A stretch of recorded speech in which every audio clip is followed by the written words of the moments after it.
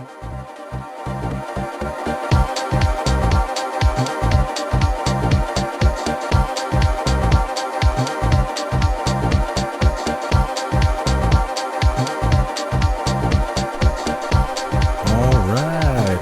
to Lock and Roll Stars, Part 7?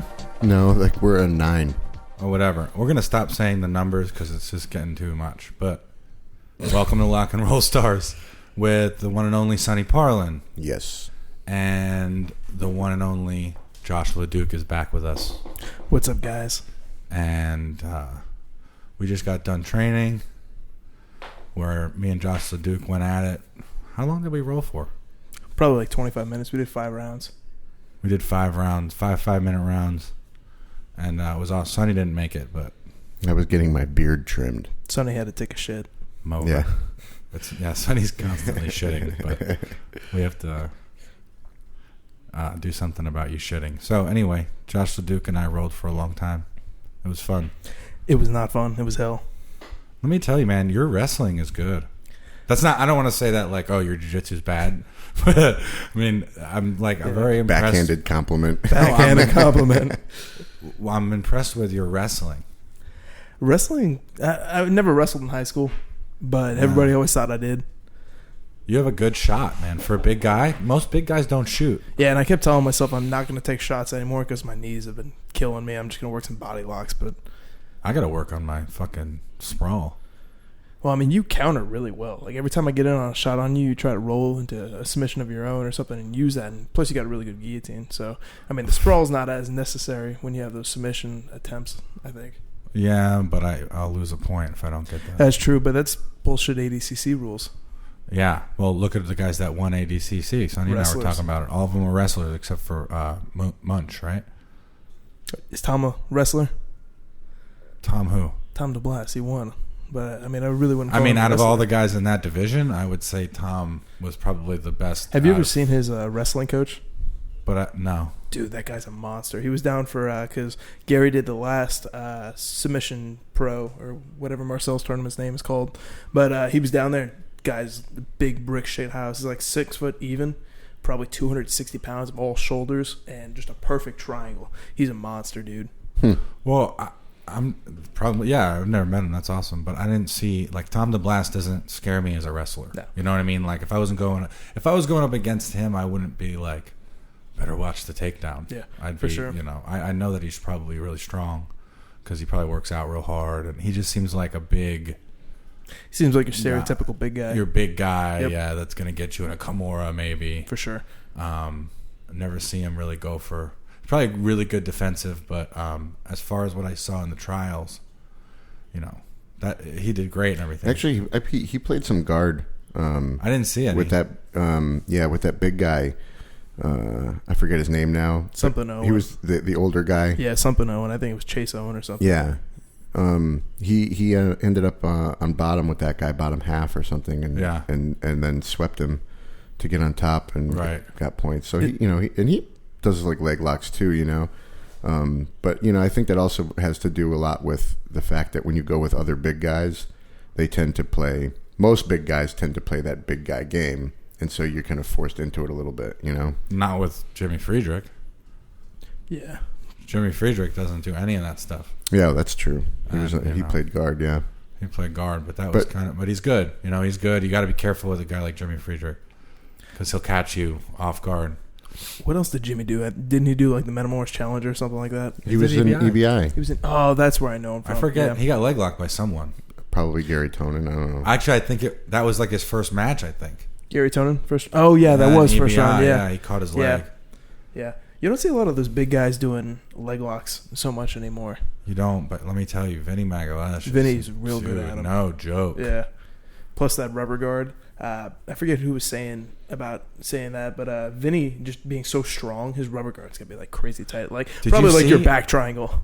Did you see Vinny's rubber guard in EBI? Yes, that was ridiculous. He just decided to submit this dude, and then use the rubber guard, like forced everything he did. He pulled his ankle over, trapped the underhook, pulled the other leg. I don't even know what he did. What did he catch him in? Was it a triangle? I think it was eventually a triangle at the end, but those rubber guard transitions were insane. I used to love rubber guard, like as a blue belt. When I was a little bit smaller, then I popped my knee in the last trials I did doing a go-go plata, so I don't do that shit anymore.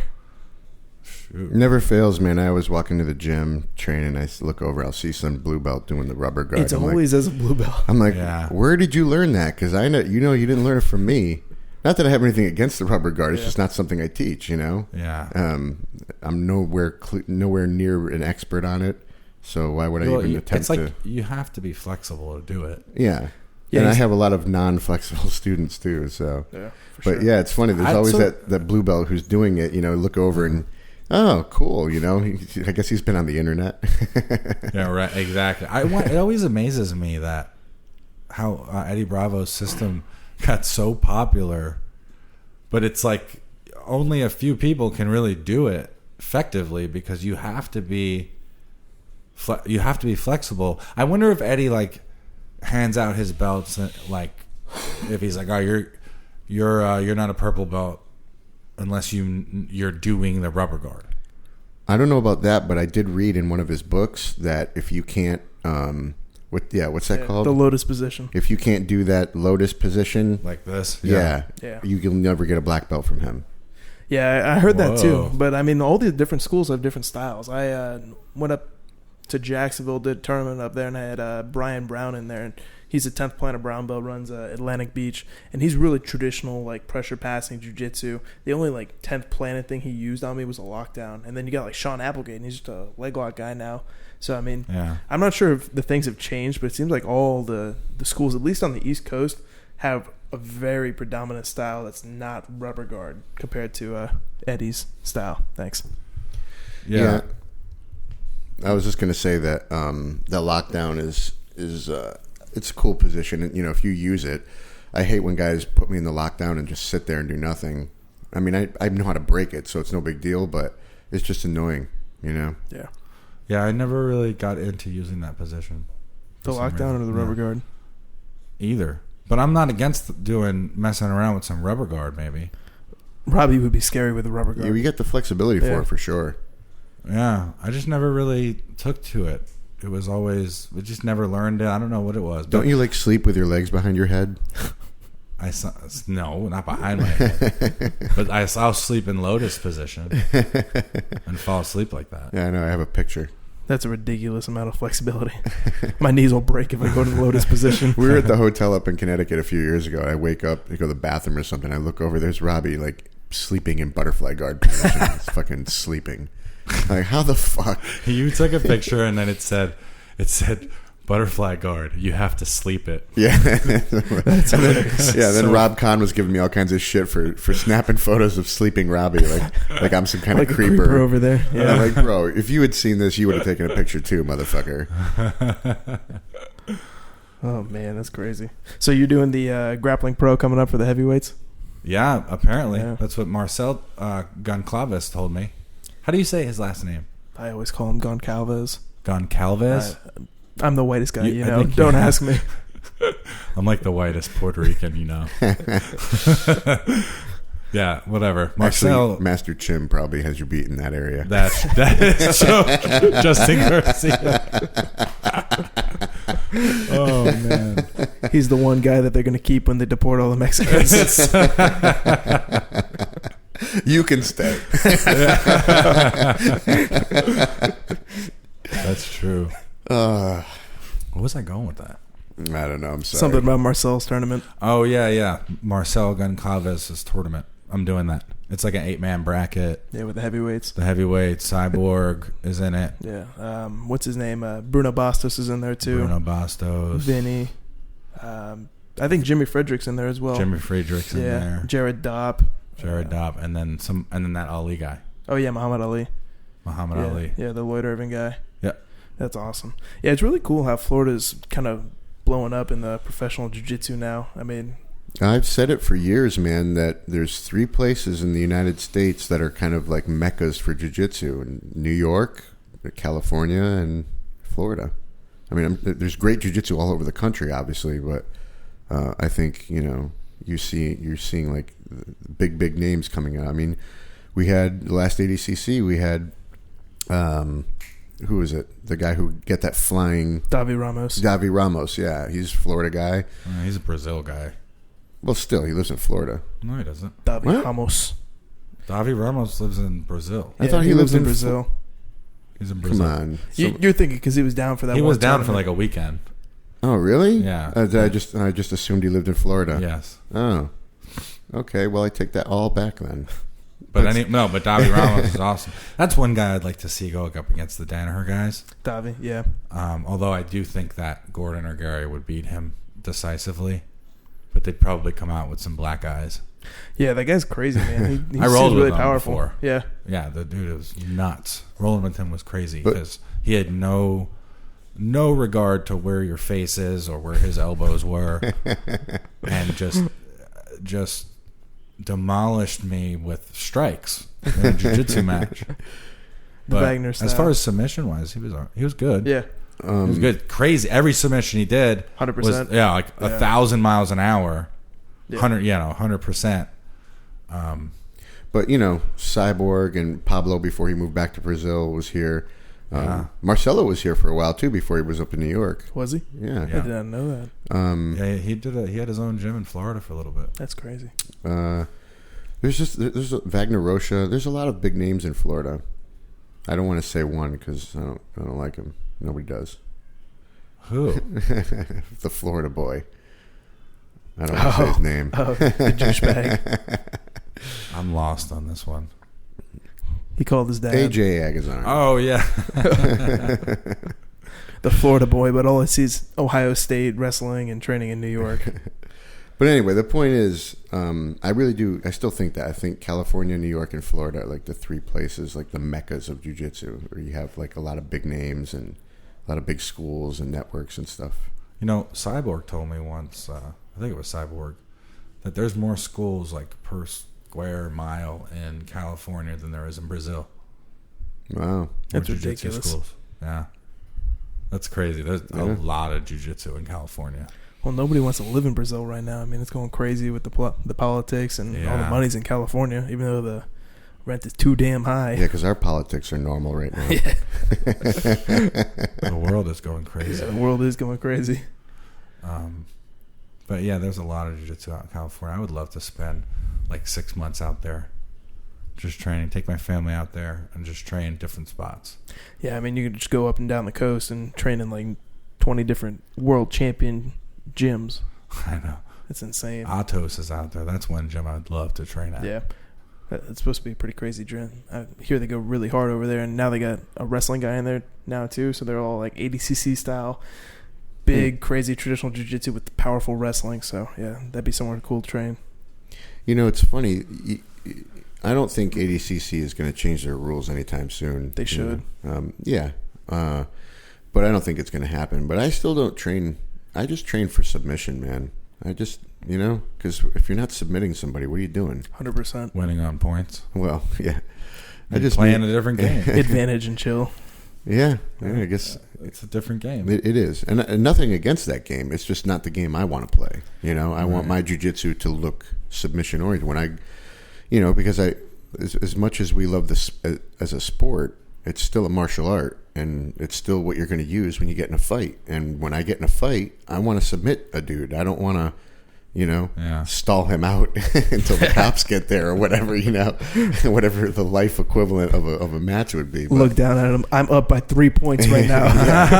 yeah. I mean, like, that's the reality of it. If I get in a fight, I'm going to try to submit a motherfucker. If I got into a fight on the street, I wouldn't use jiu-jitsu unless they closed the distance on me, because I would just use boxing because it's way easier. I don't have to do much. I would break my hand. Yeah, I don't want to break my hand again. Oh, did you do that? Yeah. On the street? No. I was getting ready for my first MMA fight, and I got a boxer's fracture in my left hand. Had to pull out. Ooh. Horrible. Yeah, my knuckle was like sunken in. It was ridiculous. I could still pop right there at the boxer's fracture like you're cracking a knuckle. But if somebody like squared up with me on the street, like they wanted to go like put your dukes up, I would use I'm not going to shoot. on them. I'm going to shoot. You can hit somebody as hard as you can, but if you hit them with the earth, they're dead. Yeah, that's true, but I just feel like I would just be able to outbox somebody that doesn't know anything. Yeah, for sure. You probably could, and it would just be a lot less movement But I'm your typical jiu-jitsu guy. Like I don't do striking. I'm not that great of a wrestler at all. So I would clinch with the guy and take him down and choke him out, trip him, use the Hoist Gracie kick. Yeah, exactly. Distract him with what do they call it? The Gracie stomp. The Gracie stomp. Yeah, right on the patella. Yeah, step on his toes. Yeah, I mean, and I probably wouldn't even buy. I'd probably leg kick the guy. Yeah. Because what is he going to do? Check my leg kick? For sure. He's going to fall down and scream. Yep. You kick somebody once in the leg who doesn't train, they're going down. That's ridiculous. Actually, I did it once. Yeah. Well, it's a funny story. Back when I was like my early 20s, I used to work at Pizza Hut. Okay. And there was a guy there that was just really annoying. And used to just, one of those guys that just would try to get under your skin. And I guess we got into it one night, and he goes, I just want to spar with you. Like, outside. Let's just, like, slap box and spar. And I was like, okay, let's do it. I didn't like this kid. So I go outside in the back, and I put my hands up real high, like, ready, and then kicked him in the leg as hard as I could. Like, whipping my hips into it super hard. And I was training for MMA at the time. And he fell down screaming that he thought I broke his leg in half. It was just effortless on my part. I mean, he came in the next day with a big bruise on his leg too, which is funny when you actually fight, you don't get those bruises, and you just kind of get used to it. Yeah, for sure. You know how to like absorb a leg kick a lot better than someone standing there that's never been kicked before. That knows literally nothing. That knows nothing, man. That's a great weapon for a street fight. Yeah, for sure. That was the one cool thing about, because we always make fun of karate, but I took Kyokushin karate and they did leg kicks, Yeah. Yeah. You'll take anyone on the street out with a leg kick. Yeah, and they teach you how to check them too. Yeah. Because on a street fight too, if you kick a guy, most of the time, if you see in a street fight that two people don't know how to fight, if I throw one punch, the other guy throws the same punch. Like, they want to copy what you do.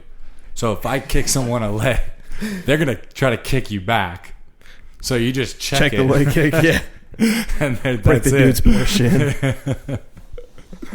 I haven't been in a street fight since I've done jiu-jitsu. Other than same here. That kind of thing that I described, but that wasn't a street fight. Yeah, I mean, like slap boxing in the backyard when I first started training. But since I got my blue belt, and I kind of realized how people don't really know anything. Yeah.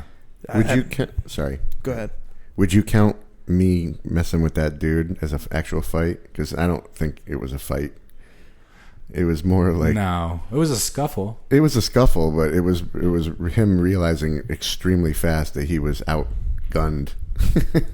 You're lucky though, with his karate skills, he could have really hurt you. He with his black belt in Taekwondo. No, it's karate. No, this guy is a Taekwondo black belt. Oh, when was this? Oh, you didn't hear about this? No, I never heard about this. It's kind of funny. There was this guy at our school that you know Josh, right? Yeah. So Josh kind of like brought this guy in because he met him, and Josh is one of the instructors there at the school. Yeah, Josh is the karate instructor at my school. And he teaches like the Muay Thai as well. And he needed some help, with teaching some of the classes or whatever. So he brought this guy in that he met, and the guy was like 30 years old, and he came in and he was just like a major pain in the ass. Like he just rubbed everybody the wrong way. Nobody liked him. And he would like jokingly challenge me to fight sometimes, and I wouldn't even take him seriously. I'd I'd laugh at him because that's like that was my actual response, was to laugh at him. And then one day he got under my skin and he was like, "Oh, why don't you put the gloves on, Sonny?" So okay, motherfucker, and I start walking towards the closet where they keep the sparring gear. He's like, "Whoa, not right now. My ankle hurts." That's hilarious. And I knew the guy was a bitch, but so one day he pissed them off for the last time, and Josh kicked him out of the building. And he came up to tell him why. It was I don't really. It was he was like fighting with the guy's wife. He was like having an argument with Josh's wife and kind of getting in her face and everything. Because if you're chasing a girl around or something. Oh yeah, it was like he was chasing a teenage girl around during the fitness class. Like that was funny, and it was just like totally unprofessional. And like the guy was just complete wrong. He was like he needed to go, and so they finally kicked him out, and he wouldn't leave. Like he wouldn't leave the premises. And meanwhile, I'm over there teaching jiu-jitsu, right? I have no idea that any of this is happening. None. Like, because I kind of get focused on what I'm doing, and I'm watching my people do the moves and correcting things, Meanwhile, there's like a whole thing going on the other side of the room that I'm not even privy to. Well, Josh comes up to me, and he's like, hey, Sonny, can you help me take down these speakers? And I'm like, oh. He's like, yeah, kicked out. What's his face? I was like, yeah, man, sure. So I get some of the guys together, and we get to get the speakers down. And then I go outside, and the dude was out there, and I didn't see him. And I go to Josh. I said, hey, Josh, we got the speakers down for you. And all of a sudden he pops out, and he's like, puffs his chest out. He's like, don't touch my fucking shit, Sonny. And I was like, hey, don't get bad with me, motherfucker. And he's like, or what? And I was like, I think you know what. So he starts coming at me. Like, he starts walking toward me like he's literally gonna fight me. I defended myself. There's no names, doesn't matter. Yeah, I defended myself by. Well, your life was obviously in danger. Yes. Yeah, he was coming at you. Yeah, exactly. He was coming at me, and I grabbed him by the neck, and I beamed his head into a police car a couple times, and then I was trying to take his back, which was hilarious because we were in between two cars, and he kept spinning with me and sticking his ass out. And I was like, I can't take this white belt's back. This is what's going through my head. What kind of karate is this? So I switched to a guillotine, and he just starts like, I didn't even put any pressure on the guillotine What either. did he say? He puts his hand, he takes his hands and puts them down towards the ground, and he's like, I've given up.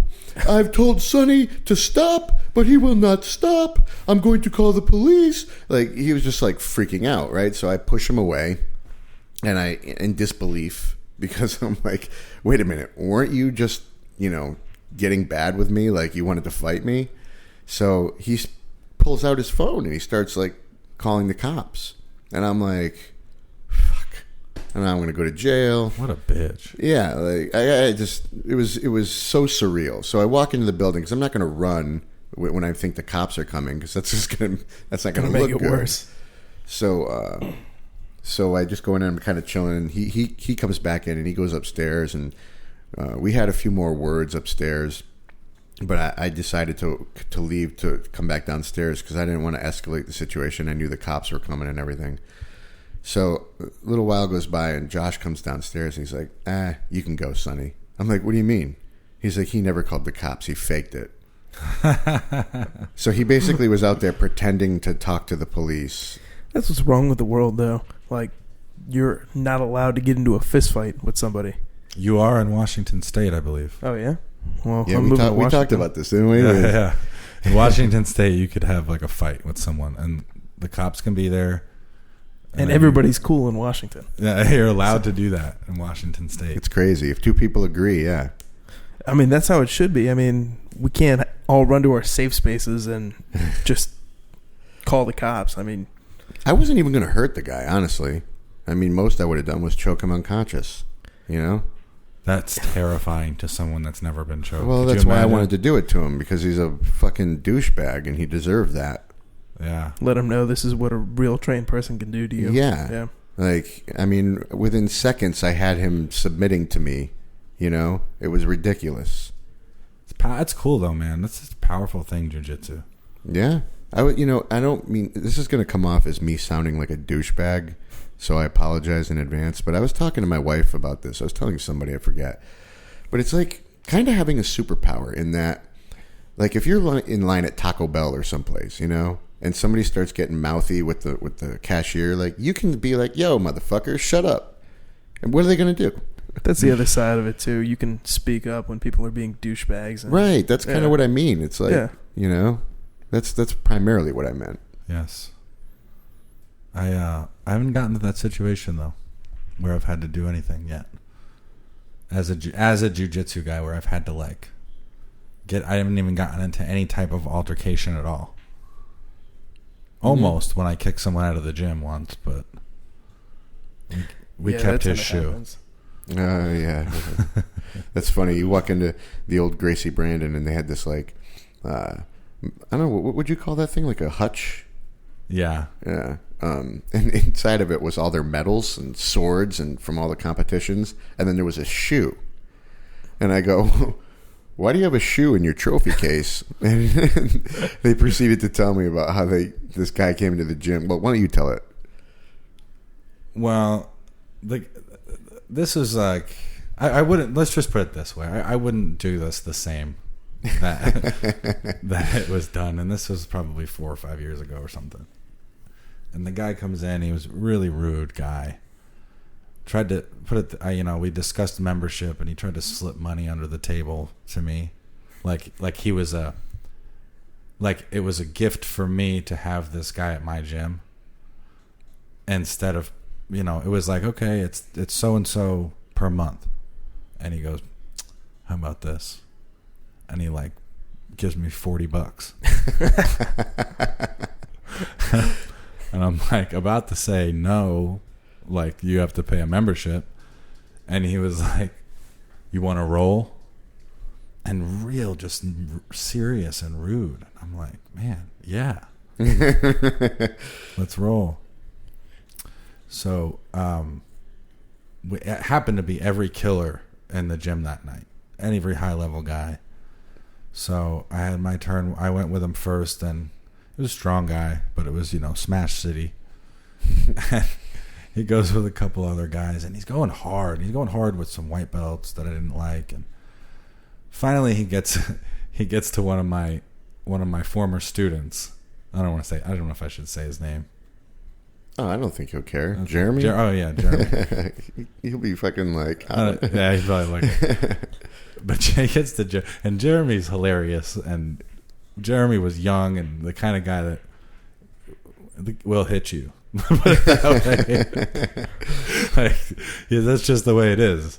And the guy was Jeremy puts him in a triangle, like the diamond. The guy picks him up, tries to slam him. So he lets go of his legs, and then lets his legs go, stands up, smacks the guy in the face. And the reaction of the guy is to pull guard. So he pulls butterfly guard, and Jeremy smacks him with the other hand. It was more like a left hook smack, it was hard. And I'm like, oh shit, what's going on? And I point to the guy, and I'm like, you get the fuck out of here.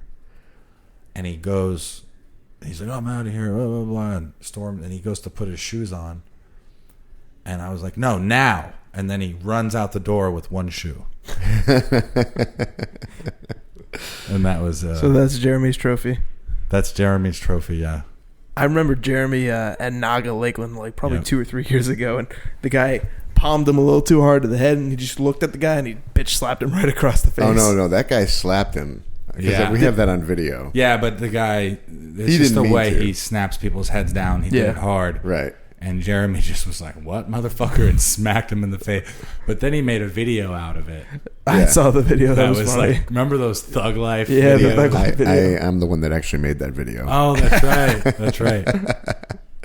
It was funny, but I don't like to bring that up too much, because the guy that he smacked, I really respect his instructor a lot, but it's still hilarious. All the respect, but it was hilarious. Yeah. But yeah, Jeremy was he was so talented. Jeremy was a stud.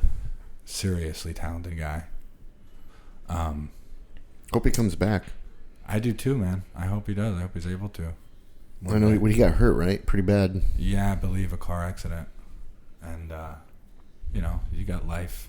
Yeah. You got to make money and do your thing, and I think sometimes some people need to put jiu-jitsu on the back burner for a little while. Some people take it, you see these guys, they come in and they have they don't have a dime to their name, and then they're trying to live on the street and do jiu-jitsu and gym hop, and it's like, man, just get a job for a little while and do jiu-jitsu as a hobby. Come back later, save up, do it smart. But a lot of guys don't, especially in the jiu-jitsu community. Bro, the jiu-jitsu lifestyle. The jiu-jitsu lifestyle where they're, one of the most $0. One of the most heartbreaking things I've ever seen happened at my gym when I first opened. This guy comes in talking about, I'm an MMA fighter and I want to fight, and I have a fight coming up this Friday.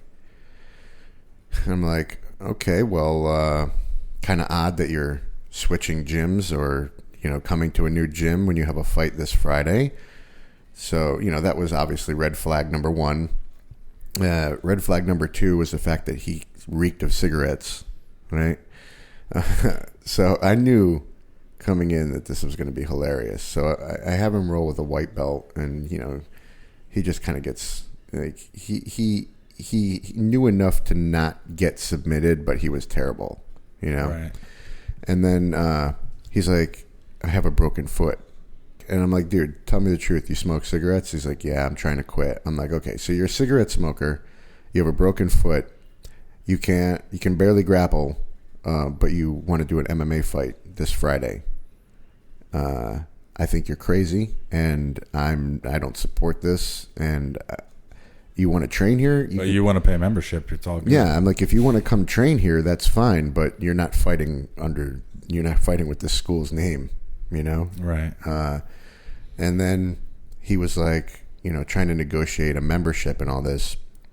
And now during his stay, because he came to class maybe 2 or 3 times, but one of the times he came, I noticed that when he was in there during class, it was a night class, and his car was parked in the driveway, and I had to go out to my car for something. I forget what it was, but I noticed that there's like this entire family in this car, right? This woman and these like 2 or 3 kids, and I go, hey, who made their family stay in the car? It was this guy, and he's like, come to find out, he lives in the car, right? He lives in the car with his family. They're homeless. This fucking guy, instead of going out and getting a job, is trying to become a fighter, thinking he's going to make his money that way. Like, bro, first of all, you're not going to make a lot of money fighting MMA until you get into the upper echelons, which, by the looks of you, will never happen for you. How old was he? Probably like 35. Yeah, he was in his 30s. What a moron. Yeah, and he got he had a belly and everything, and it's like, not that there's anything wrong with that, because it's like a big country, but but come on, there's only one guy that's like that. Yeah, and it's always big country that you say. Yeah, but I mean, that's a sad. People that think they can do that are crazy. Yeah, so, and it's like, dude, take care of your family, man. Like, what are you doing? Trying to fight MMA? Your family's in the car? They're homeless? So bad for his wife. So I actually trained that guy. No. For 2 months. Yep. Yeah, so what happened? His name? I don't even... Cliff. Oh, yeah. Cliff. Yep. Yeah. He seems to be doing a little bit better now, but dude was a mess. We offered him a place to stay when we found out, because he had a job when he was with us, but he was still living out of his car. And when we realized that, we offered him a place to stay, gave him money for his kids for food, because I'm like, dude, I feel horrible. Like, he had 2 little kids. They were like 2 or 3. They were old enough to walk around and talk, and they'd come inside the gym, because I'm like, I'm not gonna let you leave them in the car, because it's basically just me and him then. But yeah, he went, and he was supposed to do an MMA fight. He told me he was a state champion wrestler, and I wrestled him. Like, no way in hell. So warning flag number 1. But yeah, he said he had a fight schedule. I'm like, damn, this guy's gonna get murdered. I don't want to, like, see. So I went up there and I cornered him. He hurt his foot in the locker room before the fight, and I'm like, dude, is it broken or not? He's like, I think it's broken. It ended up being broken. I told him not to go out there and do it, but he walks out to the octagon, gets in the cage. Is this the same fight? Because he told me he had his foot broken, but it was like days before that. He may have had another fight scheduled right after that. Oh, okay. Because it seems like something he would do. Okay. But yeah, he went out there and he just tapped out in like 3 seconds. I'm like, I felt so bad for the guy.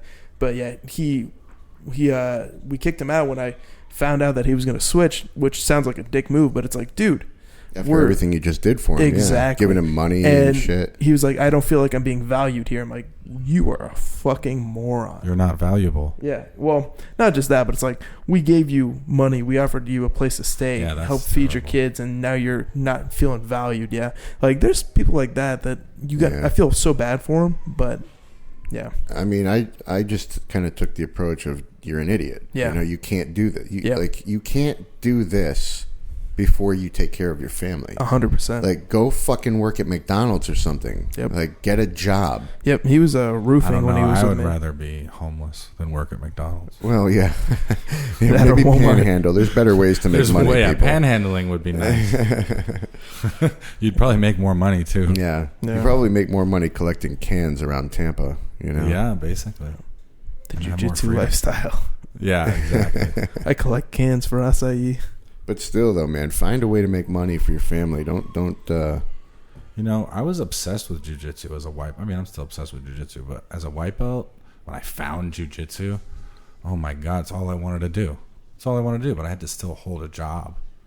So I would like rush to the gym right after work and stay at the gym, and I was the last one out, like every night. But, you know, you had to do that in order to make money to live. You can't just be at the gym. Well, one time I called out of work and went to the gym in the morning, and my boss saw me on the news. No way. Yeah, the morning news. They came to Gracie Tampa? They came to Gracie Tampa filming Marcus Jones. Remember Marcus? You weren't around. I wasn't there yet. But Marcus the Darkness. I was his training partner that day for the jiu-jitsu class, and I had called out of work. Like, I fucking hated my job at the time. I did some dumb office shit. And I call out, said I'm sick, you know. And my boss already didn't like me at the time because I didn't give a shit about that job. But, you know, I still had to go to work. But I called out of work, went into the gym, trained with Marcus Jones. I'm like, the news is there. And like all I could think is, oh, shit, this is going to be on the news. And and the next day I went to work, and my boss was like, so I saw yesterday that you were feeling better pretty quickly, because I was on the news with Marcus Jones doing jiu-jitsu moves when I was supposed to be at work. But yeah, I used to run to my car to make it to the gym on time for 7:00 class every night at Rob Kahn's gym. And then I used to try to sneak into the advanced class, and Rob would kick me out, tell me no, and I have to go back into the beginner class. Those were the days. I just have a mixed level class at my gym. Don't have enough people yet for beginners and advanced. Yeah, I'm starting to switch that up because it's starting to get a little bit bigger. And it's tough teaching a mixed level class because I got a couple purple belts that come from other schools. You have black belts and stuff like that. But yeah, it's getting tougher and tougher to teach a mixed level class because you want to teach good fundamentals and basics. And yeah, you know, actually, it's kind of a godsend that I have these black belts there. Yeah. You know, because they help. You know, Eduardo Martinez and you know, those Eduardo and black belt Mike Auerbach. Those two guys. They're both awesome. Yeah, they're both awesome black belts. Awesome people. Yeah, awesome people. Awesome black belts. Awesome training partners. And you know, black belt Mike helped me out a lot when I was training for ADCC because that guy would like win ADCC. I know. If he competed, he would like win it. I told him, I was like, bro, why don't you compete? And he's like, he's a doctor. He's a doctor. He's got a new baby. You know, newly married. So that's the way to do your jiu-jitsu. You're a doctor. Yeah, exactly. Yeah, you have a real job making real money, and you're still a badass that can win ADCC. Yeah, he's good, man. Yeah. I mean, he's JR too. Yeah, JR's got like a really good job, makes good money, and and Tom McCauley too. But JR is not a doctor. Like Tom McCauley's a doctor. Tom McCauley's a doctor, but I think JR does something. I don't. Takes up a lot of hours of his life. Yeah, he definitely is. He does something. He definitely does something. Why do we take those dabs before the podcast? Right. But yeah, black belt Mike is he's a Division I wrestler, dude. Oh, that means you obviously win ADCC right away. Yeah, I mean, he's like, it's funny too because I had this dude come in. He was Division II, and he's like 20 years old, and he's wrestling with Mike, and and of course Mike is also much bigger than this guy. This guy's probably like 185, maybe 190, and black belt Mike is like 230. Yeah, 220, 230. So they're wrestling, right? And I, the kid didn't know anything about black belt Mike. It was no gi and everything. So I just kind of, was watching them go. Just to see what happened. Yeah. Because let's watch these two monsters wrestle. And so black belt Mike ends up taking him down, and I go, yeah. He's Division 1, bro. Just to fuck with him. Step up your game. But he's some of these white belts coming in the door, bro. Like he's one of them. He's just sick. Wrestling wise. Yeah, but he also like he knows something because he plays from his back too a little bit. But he's obviously way better at the top game. But you're good. Yeah, it's the YouTube generation. I have a kid. His name's Gage. He's been training with me for 4 months now, and he came in. I'm like, dude, you trained before? He's like, no, I just sit on YouTube. He just did New Breed last weekend in Orlando, and he beat a couple of blue belts in the advanced division or the intermediate division. It's insane how much you can learn from YouTube. You could learn jiu-jitsu on YouTube. Yeah. I mean, you just type in basic jiu-jitsu, and then as long as you have a good training partner. As long as that's the thing is you need training partners. Yeah, and it's always a 16-year-old, high school age, college age, because their mind is still kind of taking in the information because they're all in the school system, and they just pick it up so quick. Like, I mean, I feel bad, but I'm like, dude, this guy's gonna be like an 8-month blue belt, and you got these guys that are busting their ass for 2 years for it. I'm like, they're just insane. It's crazy though, because some of these guys, man, like makes you realize why there's different, like why they separate some tournaments by age, because some of these guys like Werther.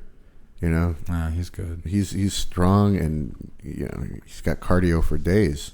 Mm-hmm. It's like a kid, and plus when he started, it was like he was already really good. Just like this guy Tyler, I think that's his name. Hope I didn't get his name wrong. But the new wrestler guy, he's so good. It's like watching him roll with Werther. It's like those guys go at it. It's crazy. Yeah, I always try to avoid the guys that come in that are like D1 wrestlers that have never done jiu-jitsu yet, because that's how you get hurt. Yeah, they go crazy hard and you get hurt. Yeah, but I learned my lesson because I back as a purple belt, I remember this distinctly. A couple awesome wrestlers came in my size, and at the time I didn't really know shit about wrestling, but I was good at jiu-jitsu, so like I rolled with them both and just brutalized them, right? And then they were like, "You want to wrestle?" And I was like, "Okay." And this dude shoots a single on me and just picks me up from it, high crotch, and just runs me across the room. And, you don't know how to, when you don't wrestle at all, you don't know how to react to the right, you don't know how to fall with it or understand when you've been taken down or anything about wrestling, and just straight blew out my knee. I'm not sure what happened to it, but I couldn't walk for 2 weeks. So that's why you got to be careful when you go with guys that don't really know jiu-jitsu yet, but they're amazing wrestlers. Wrestlers are scary. They just keep that crazy pace, man. I mean, it's kind of what you need, though, for, like, the competition aspect of it, because, I know at least I do. I get so wrapped up in, like, the jiu-jitsu game and conserving energy while still submitting people. But sometimes you need those big-ass wrestlers to run you right into the wall and beat the crap out of you. Yeah, you need that explosiveness even as a jiu-jitsu guy. I mean, you need that some of that explosiveness. I mean, it doesn't have to be – definitely – you need less of it when you're doing jiu-jitsu, but one of the main things I do when I roll is I try to hide my submissions or my pass or whatever I'm going to do, so I stay super relaxed until I see that time to go, or I put some pressure on you until I feel when it's time to go, and then I'll go. I'll explode into stuff, but not, excessively. Like when you're wrestling, you have to kind of be exploding all the time. And if you watch like Olympic wrestling, it's like, that's intense. Those guys are going hard for the whole 3 minutes. It's like a 3-minute scramble. Yeah, basically. So, but obviously you don't do that in jiu-jitsu, but just kind of more sneaky. You know what though? It was a valuable lesson that you taught me, Robbie. Was I think I either was about to get my brown belt or had just gotten it, and you had said, and we were having a conversation one day about my goal in jiu-jitsu is just to get better. That's my goal. I don't really have many aspirations for tournaments or whatever. I just want to get better, rolling with good guys. And I remember you saying to me, but if you want to get better, you should compete because that's really going to make you better. And so now it's been 2 years since we've had that conversation, and I totally agree with you. Yeah, the reason why I say that is because if you go compete and you lose, you won't make that mistake again. Right. I will. The trials I lost this past weekend, I got darsed by a guy with really long arms, basically in my half guard. That will never happen to me again. I promise you that. But right. If it would have happened, if I would have got darsed in the gym by a guy with long arms, I may forget it happened. Right. But I'll never forget that happened. I'll never make that mistake again. Right. And then also you it's like your fear starts going away if you compete a lot. Right. And it just makes everything better. Yeah. And you've gotten like light years better in the past 2 years. Well, I think part of that light years. I appreciate that, but I think part of that is because of rolling with, going to all the pro trainings and rolling with all the killers in our network. And then again, I've competed probably more at brown belt than at any other belt that I've ever had. So I think I've competed like 5 or 6 times, which is for me a lot. Brown belt for you has definitely been your most the belt where you've gotten the better, the quickest, the most. Yeah, I don't know how to describe that. The learning curve. I don't know. You just skyrocketed as a brown belt. I guess I just once I got that belt. Once you lost a bunch of weight too, helped you a lot. Yeah, that was they kind of correlated. Like the end of purple belt was when I kind of did that big weight loss. From like 275 down to. I eventually got down to 185, but I didn't like that. I was like, I got to go back up to 200. Just felt better. Felt more natural to me as a grappler to be 200. But all you really do is grapple. Yeah. And you don't necessarily eat. Like, you don't diet hard. No. In fact, the weekend in New York, we ate like complete shit. Right. And then Thanksgiving. Oh, my God. But we rolled so much. We trained so much up there. That I had a net loss for sure. Did you really? Oh yeah, because when I came, I remember when I was getting ready for ADCC trials. At one point, I had made 215, or sorry, 210. That was the highest I got, and I was pretty happy with that. I was like, okay, cool. And then something happened, and I lost like 5 or 6 pounds, and then it's just I don't know, man, something. And my body won't let me change. It likes being 200 pounds. You know what I mean? Yeah. No matter what I do, but I'm always training, So like I eat and I train, but I just don't seem to get any bigger or smaller, But if you dieted really hard, you would lose. You could be like 175 if you want. Yeah, well, I was talking to Gideon's dad about this the other day. I was thinking about maybe going down to 185. Just because, I got a little bit inspired, I'll be honest, by Gary Tonin, who I want to go on record as saying I think Gary Tonin is the best grappler in the world, pound for pound. I really do. I believe that as well. Now, he is what he did. Vinny Magalesh comes close though. Vinny Magalesh is nasty, but yeah, Gary beat him in that rule set. Yeah, and I just think, at 185 pounds to go in there against the light heavyweights and do what he did, especially against that guy, Daniel O'Brien, Mr. Deadweight, like just the fact that he beat all those guys. And plus, I've personally rolled with him in my gym and it was amazing. And, like the guy has cardio. Like I watched him roll for like 2 hours. He said no to nobody. It was like everybody in the gym wanted to roll with Gary and Gordon and Oliver when they were there, and but Gary said no to nobody. He rolled with everybody. It was like maybe 2.5 hours straight. The guy was just rolling and rolling and rolling. I'm like, Jesus, does he ever not get tired?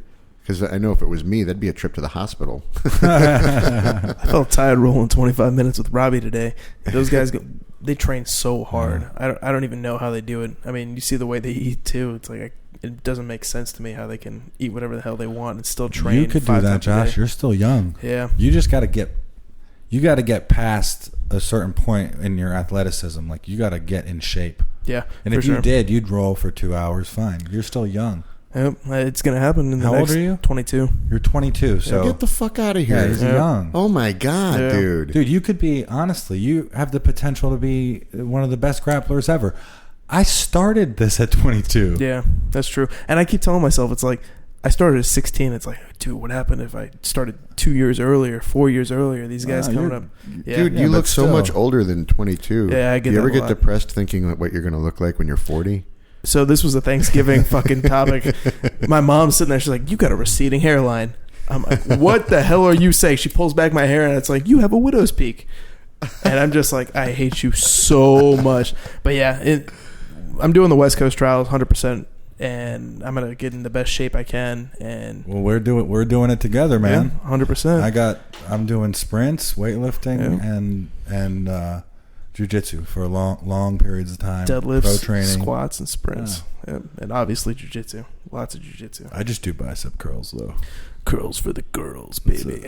Bicep curls. I'm not going to lie. I've done my share. I've done my share of curls. You have? Yeah. I haven't trained. You need to. I haven't weight trained, though, in a good bit. Except, here's a funny story. Werther wanted me to start weight training, right? Yeah. To go with him. So he brings me to the gym, to his gym, or we met at some gym to try it out or something. So we go to do the squat machine, right? So he starts putting on. Apparently, I did 275 was the weight that I could squat. Or what's it? The leg press. 275. 275, which is apparently not a lot. That's awful. Right. Meanwhile, he had the thing up to 600 pounds. Right. So I kind of felt demasculated. Meanwhile, I look out of the corner of my eye. There's another leg press. There's a chick on it. She's got like big plates on it, more than me. I'm like, oh man, I'm a faggot, you know. so I'm like, can't say that. Yeah. So I'm like, fuck, you know, feeling pretty down at that point, like about myself. And so we go over to a different machine. It was the abductor machine, right? And so I just kind of like, you know, put the pin in maybe to 2 or 3 plates, you know. I didn't know. So I'm like, I start doing the thing, and I'm like, doing. I'm like, wow, maybe do a little bit more. Yeah. So I go to like halfway, doing, same thing. I put the thing at the bottom at the heaviest weight possible. And I'm just like, doing. I'm like, Werther, is this thing fucking busted or something? Meanwhile, Werther's sitting there looking with his mouth dropped to the floor. He's like, oh my God. He's like, I cannot believe you can abduct that much. And he's like, I've never met anybody in my life who can abduct more than they can squat. And that's all your triangles. and that's what it is, man. Yeah, but that muscle is way more useful in life. Right. You know, especially for triangles, which is my thing, you know. Also, too, your foot muscles, all the muscles in your feet. Yeah, nobody talks about that. When it comes to any type of fighting or self-defense or even grappling, just getting the muscles in your feet strong helps you a lot. Yeah. How do you strengthen your feet muscles? Well, when I train any fighter to do it, we do a lot of ladder work, ladder drills. Oh, okay. Where we lay that ladder on the ground. Oh, or I usually use tape. You do these. Yeah, you do different patterns up and down the ladder. Okay. That really helps a lot. Jump rope helps a lot. Any type of jumping exercises, any type of plyometrics. Oh, barefoot, right? Yeah, everything. Yeah, everything. Yeah, that's the biggest thing I heard is the shoes are really taking away from the strength in your ankles and your feet. The more we evolve. Because we're not supposed to run with shoes. I mean, that lets you run on your heels. You're supposed to be running on your toes the entire time. Huh. Yeah, it's but that's one thing that like Conor McGregor does. That's what they say, bro. You know, they're big on that. You're also like super mature. I think that's another reason why I thought you were older, because you do not act like a 22-year-old. I try not to act like a 22-year-old. Why? I hate my fucking generation.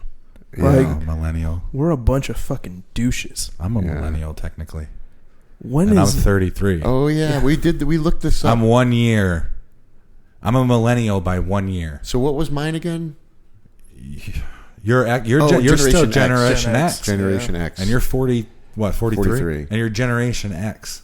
What does that mean? What is Generation X known for? Well, I remember being a kid and they'd be like, Generation X, bunch of fucking just don't know where they're going in life type of people. Yeah, it's because we were all getting molested in a 70s basement.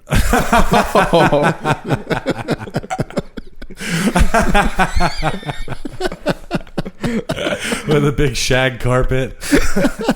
Fucking uncle comes in. Oh, fuck.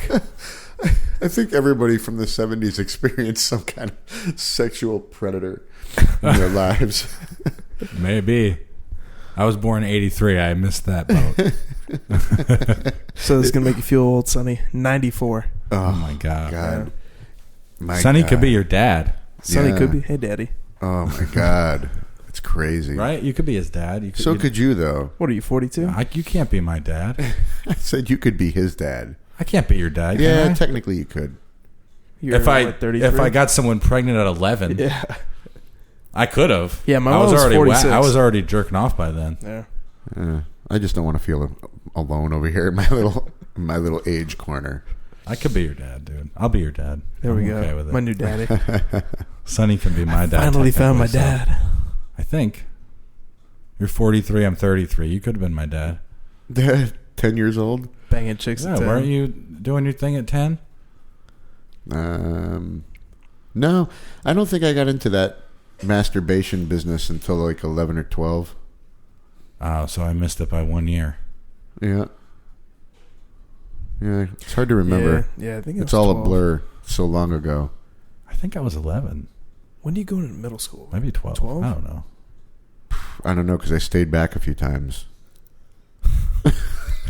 Did you really? Give me a second.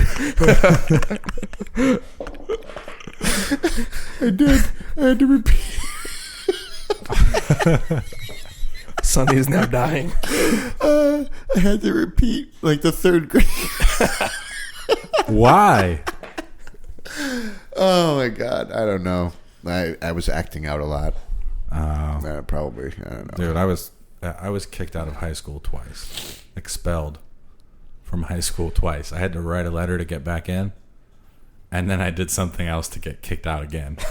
I ended up dropping out because I pulled a prank that got me detention for the rest of the year, both before and after school. And rather than do that, I was like, I'll just quit and fill out the GED paperwork. Wow. You know? I actually ended up getting a high school diploma, though. Yeah. Like, I ended up having to go to this school for, like, literally 3 days. Because I needed a quarter of a credit or something to graduate. And I wasn't allowed back in any public schools. So I had to go to this school for bad kids. In any public school? What did you do? I don't want to get into it. Some weird 70s sex shit. I can't wait to hear about this. No, I was just a bad kid. Okay. I in high school, I moved from Staten Island, New York to Amish country, Pennsylvania. And I was 15, and I was. You probably hijacked a horse or something. No, I was just really, real angry about that. And I was like a Jersey Shore kid. Yeah. Tight shirt, chain with a cross, with a New York accent. And these people were like, take your tractor to school day. So, but as a kid, that was rough. So I didn't listen to anyone. I didn't follow any rules. Didn't care about school.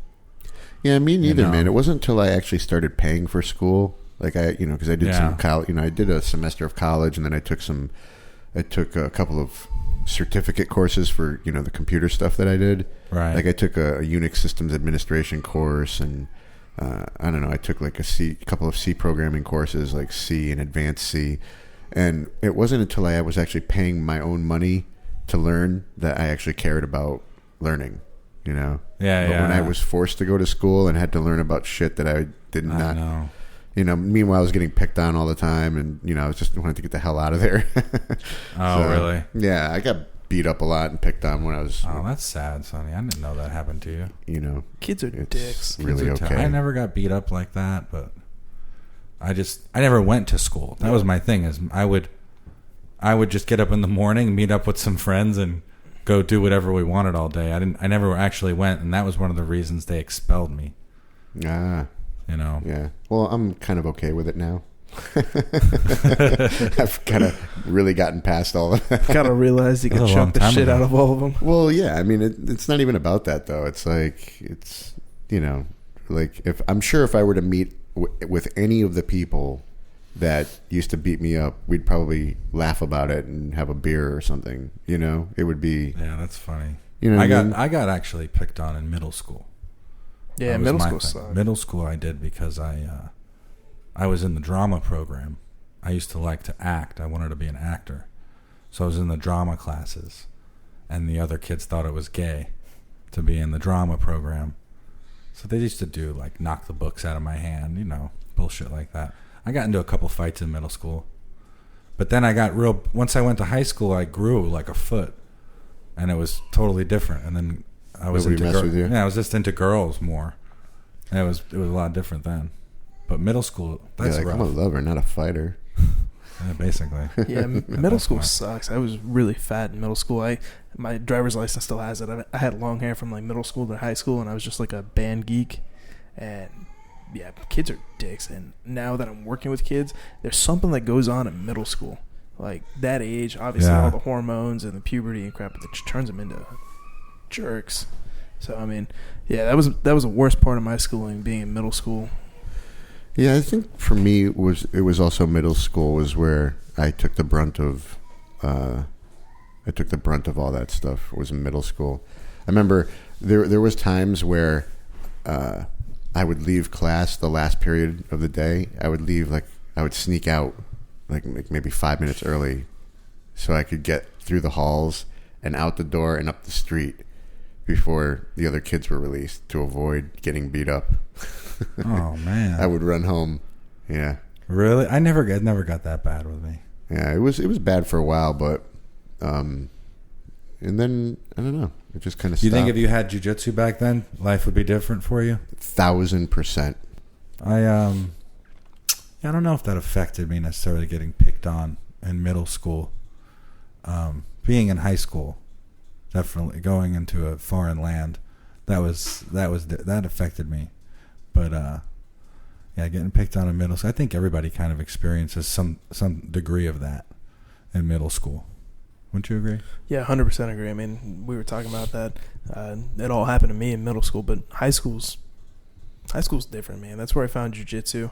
I was like 13 or 14, and I'd been begging my mom to take me. I didn't get to go until I was 16, but yeah, I mean, it's really different how jiu-jitsu changes you, and just especially high school. I mean, everything was a lot more laid back for me than in middle school. My middle school had, because we used to bus in all the Hispanic kids as well as all the country guys out there from Mayaca, and I mean, it was all gangs and trying to beat the shit out of each other.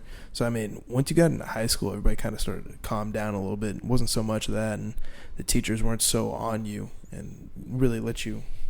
Well, plus, I think having the confidence from doing jiu-jitsu probably helped you with 100%. Being laid back as well. 100%. Man, I wish I would have found jiu-jitsu in high school. Me too. That would have been so great. I had my opportunity because I remember, like, I was, my very early 20s because it was 1993. The UFC came out, and that's when I had been doing Kyokushin karate. So it's funny, when I found out about the first UFC, I was cheering for the karate guy. That dude with the Keith Hackney. No, it was the guy that wore the Gordo. What was that? Was that his name? Gordo, the Dutch guy. He was a Savant guy. Oh yeah, that was Savant. Yeah. Yeah, he had the gi pants and no shirt, and was kind of skinny and bald headed. No, that's Gordo. That's Gordo. Yeah, I was kind of chearing for that guy because he was with like the Nazi salute. He was. Did he do that? Yeah. Oh, it's Jesus. a Savant thing. Oh, okay. Yeah. It's like, thank God. But yeah, I remember because that was like the closest thing to Kyokushin that I could identify with. So I was like, yeah, man, I want that. That was the first fight ever in the UFC. Yeah, and right? he won too. Yeah, he kicked the guy's tooth Gordo out. and Tulatile. Yeah. He also big had dude. He also had one of his teeth lodged into his calf. Yeah. Or Holy shin, not his shit. calf. Yeah, that's like a inside thing that people don't know. Yeah. Wow. But yeah, I remember, Hoist Gracie taking home the W, and I'm thinking he'd never take me down. I'd fucking knee him in the face. He came in with that shit, That's so crazy. I know it's so funny, but I now know what it's like for a karate person who's still in that bubble. You know what I mean? Because there are dudes out there. We were talking about this when I was first trying to open up my gym. I was looking for karate schools, to kind of sublet from. And the first place I called, do you think I should say the name, or does it matter? Boone Brown, he's a piece of shit. Okay, so yeah, it was Ancient Ways in West Ancient Bradenton. Ways, that's what it's Ancient called. Ways, yep. Yeah, it was Ancient Ways. I think they're in Sarasota or it's West Bradenton. Bradenton, yeah. And I was just really polite, and I was like, "Hey, my name is Sonny Parlin, and I'm a brown belt under Rob Kahn, and we're looking to expand out into the area, and I'd like to, start maybe teaching some classes, and I was wondering if you were interested in having jiu-jitsu at your school to complement the stand-up stuff that you guys do." Basically like that. And I remember his reaction to me was something like, "Oh yeah, no, sorry, but we do real self-defense here." And I knew at that moment that it wasn't going to happen, but that this phone call was going to be entertaining. So I was just kind of like, "Oh really? Oh okay." I didn't know. I didn't try to argue with the guy. I just let him. I let him feed me his bullshit, which was hilarious, by the way. And so he's actually a Celtic warrior martial artist. He does Celtic wrestling, is what it's called now. What the hell is that? I have no clue, but isn't that from Ireland? Sounds like some. I'm reading it shit. now, and he's like, "This is what the Celtic warriors and Braveheart used, basically." Jesus. Yeah, it's oh my crazy. God, we have to go take some classes there. Dude, we got to learn the ways of the So Celtic what are we style. Are we gonna get wooden Kilts. sticks with fucking You know what we got to do is go take some classes there and film it. So what does he teach? Sword fighting with shields? I've seen him with those wooden sword things. I'm not sure about shields, but he doesn't even have mats in his location. It's just a carpet. He teaches on carpet. Wow. But yeah, I just remember that we do the real. Could you self-defense. imagine going in there and a bunch of guys just like have plastic swords and they're just fucking hitting each other? I want to know what he does in a real fight. Is he going to just be like, wait a second, open up his trunk and pull out his sword and his shield and some armor and shit? Like, Gonna whip out his broadsword and take somebody's head off. He has like real shit. This is the real self-defense. No, I just okay. Whip out your gun. You do your real self-defense, and I'll be doing jiu-jitsu over here somewhere else. No mats in his gym. No That's mats. He's lucky. Yeah. Doesn't have to have mats. Yeah, it's definitely a cost that he doesn't have to deal with. Nobody's gonna step on his mats with dirty shoes. I got a great deal on my mats from Danny. I wish I could remember the name of his actual business right now, so I could plug it. But His mat business? Yeah, I can't remember. Oh, what I it's don't know called. the name either. But he's the guy who runs the tournament, the MMAC tournament down here. Yeah, great guy. And he cut me a great deal on the mats that I have, and that was still $8,000. So yeah, they're expensive. Yeah, mats are super expensive. And if you get the ones you got, the zebras, oh my God, I don't even know what you paid for those. Probably up closer to 20. Yeah, it's up there, man. Yeah, those evil. Mats are definitely a huge expense when it comes to a gym. Yep. Or you can do the old-fashioned route. When I started teaching there, they had puzzle mats, and I had to build my mats like the Gracie University because I had no budget for. Did you do that? Did you build a? Did you? Because I know that they have a video on making mats out there. I did it. We got triple layers of carpet foam on there, a tarp, and the puzzle mats on the bottom. You pull the tarp over it, drill it into the ground, and make sure it's taut and stuff like that. But it worked out all right. How much did it cost? We actually got the carpet foam for free because one of the parents of our students does construction, and he just got it for us. Nice. Yeah. But the vinyl is what costs money. Yeah, and they had a tarp. I forget what they had it for. Oh, back in their old location, they had 2 layers of puzzle mats, and they just pulled the tarp over it. Oh, you actually use a tarp? Yeah, yeah. Like one that you buy at Home Depot or something? I have no idea where they bought it. They had it or before like me. or a vinyl. It's definitely vinyl, but it's I mean, it looks like a tarp to me. Okay. Yeah. It's thick. That'd be weird grappling on tarp. Yeah. Yeah, I know. Oh, it's like a super thick vinyl tarp. It's weird, but it works. That's good for cool. takedowns. That saved you some money, right? Saved me $10,000. Yeah. Nice. Wow. Anyway. Well, that's all we got for you, folks. I guess that's it. I hope you enjoyed our podcast number 9. I feel like we revealed way too much. Yeah, I revealed way too much. Went into a lot of things here. Might have to go back in on this one. Dude. One more thing before we go. Dan Martinez, I'm letting him know today, but he's going to be fighting for the... So with Zapatero, we're actually doing titles now. Oh, wow. So he's going to fight Joe Bays for the 170-pound title. I'm going to let him know today, and I'm sure he's Does Joe Bays agree Joe with it Bay already? Joe Bays already agreed, and I thought haven't even Joe asked Bays that. was big. No. Well, he can be any size. Yeah. Sometimes he's big, sometimes he's little. He fought 155 for MMA. Oh, yeah, but he also, I grappled him at heavyweight. Yeah. At ADCC, yeah. Yep. Wow. Depends how much you want to eat. Yeah. That's awesome. Yeah. So Dan and Joe Bays in April for the Zapatero welterweight title in Memphis, Tennessee. Nice. Get some barbecue up there. Sweet. I'm going to come up there. I'll be there rooting Dan on. Avery's also on the card. He's in the 195-pound tournament. Right. Who else is in that? Shy is in there. DJ Jackson sounded like he wanted to get in there. There's another guy. His name's JC from Henzo Gracie. He's a brown belt world champion. I'm trying to remember his last name, but he's in as well. I haven't even been thinking about it because we got a $10,000 tournament coming up. So there's a whole bunch of Brian Brown from 10th Planet's in there as well. So I haven't really been thinking about it. But yeah, Spencer's going to be grappling somebody. I'm trying to remember the guy's name, but he's a 2-time purple belt world champion. Ian's got a match on that card as well. Nice. Who's Ian going with? Some brown belt guy. I have no clue because I got a guy up there matching up all the local guys with some Florida guys. Nice. Yeah. Well, can't wait to see that. It's crazy how in the competition scene, it doesn't really matter. Like once you're a purple belt, it's fair game. You know what I mean? And especially right now, in no gi. You know, it's like some of these purple belts out there just as good as any of the black belts. You know, it's crazy. Well, even your guy Werther, he's a blue belt, and he went in there in the Zapatero qualifier and did really well. Like, the guy's a beast. Yeah, Werther, he's a different breed. He's the new breed. Yeah.